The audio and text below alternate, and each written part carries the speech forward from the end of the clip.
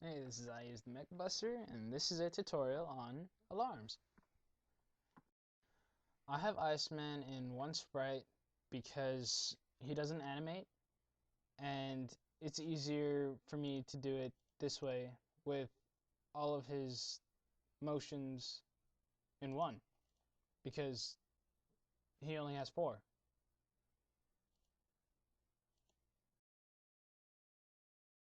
Okay, so what I just did there was put his image speed to 0 because we don't want him animating, and I put his image index at 0 because that's his standing position.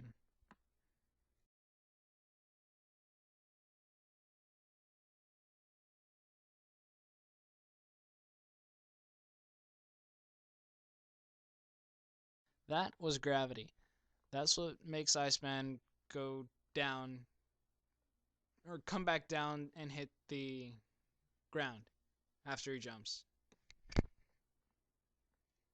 This collision event is for the ground, and after Iceman jumps, he hits it and doesn't move because his V speed or vertical speed is 0, and that moves contact means it sticks him to the block.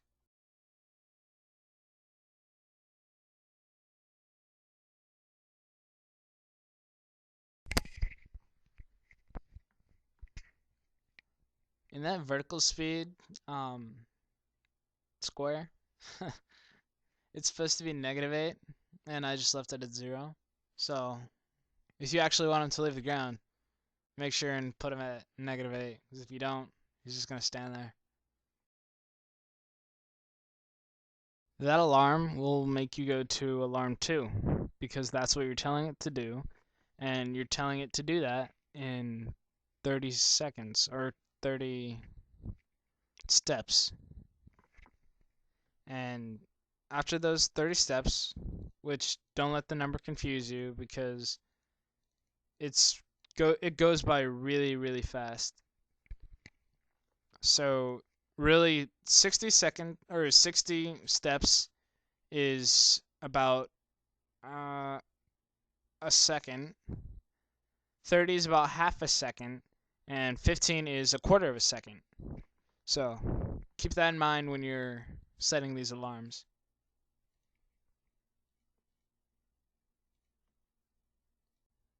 You also need to make Iceman's weapon. For our outside room, you want to have it go away so you have destroy object.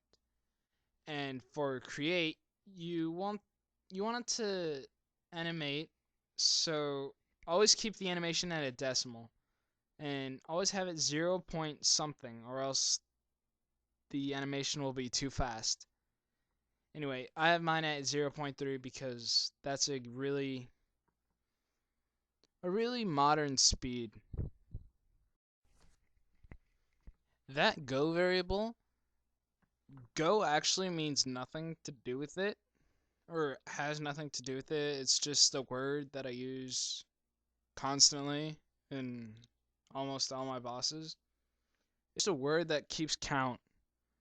So it could be like I don't know, shooting or um number of shots, or just shots fired, or whatever you want. Make an event that has alarm 11.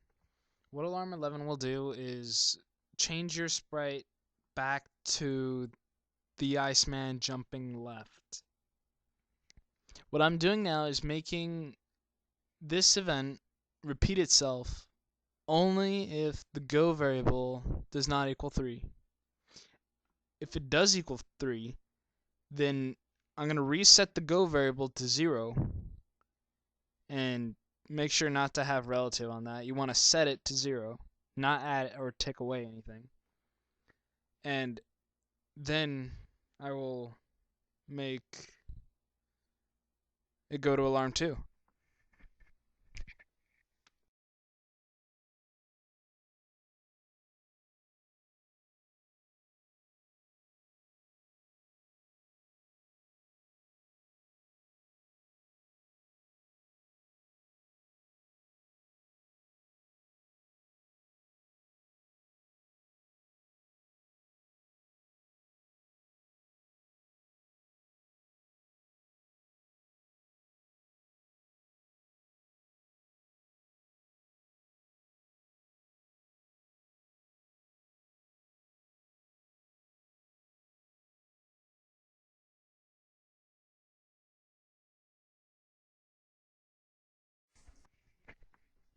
Okay, so alarm 2 and 3. Alarm 2 makes Iceman move to the left. If you have H speed minus a number, then always, always, always, you'll move left. If you have it positive, it's going to move right. So in alarm 2, it's going to move to the left at a speed of -3. And then in the alarm after that, I'm going to have the H speed 0, meaning stops moving.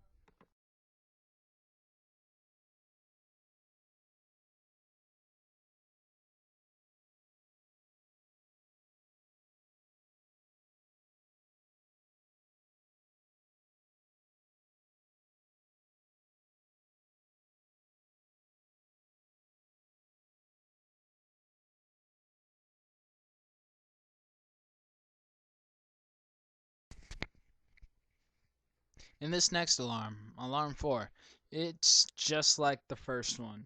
The only thing you need to change is the alarm that says go to alarm 2 or alarm 1. You want it to say go to alarm 5.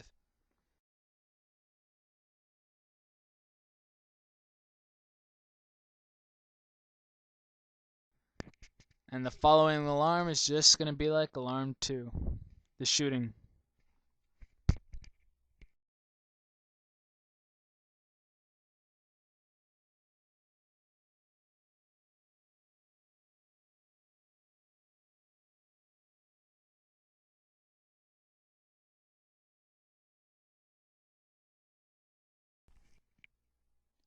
This next alarm we go to shows Iceman going back to the right, where he originally started. Make sure you change the sprite to Iceman R. If he does not face right, he's going to do the moonwalk.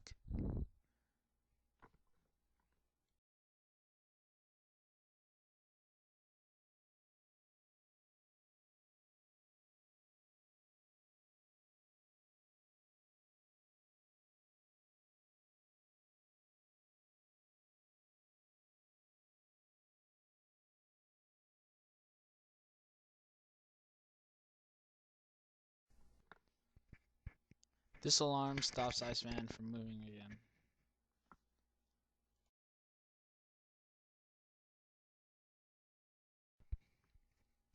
Make sure when he stops, you make him turn left again.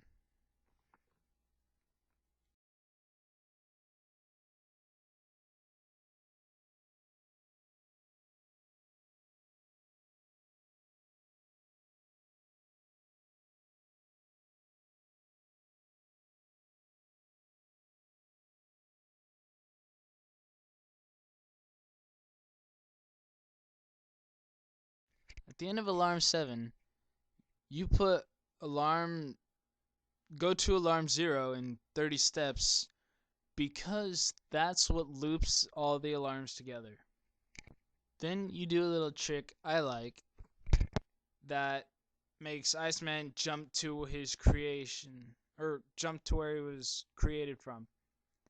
That way, his positioning won't be off when the alarm loops again. It'll be just like how he started at the beginning of the room.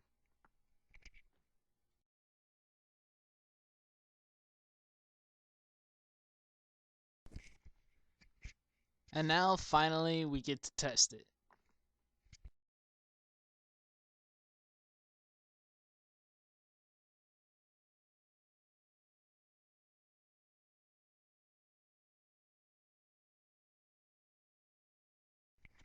Oh no!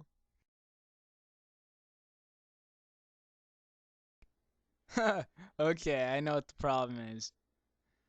What you need to do is go to create, and we had the alarm set, but we never started it.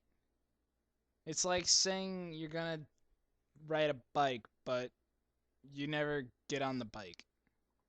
So what you need to do is set alarm 0 to uh 15 steps.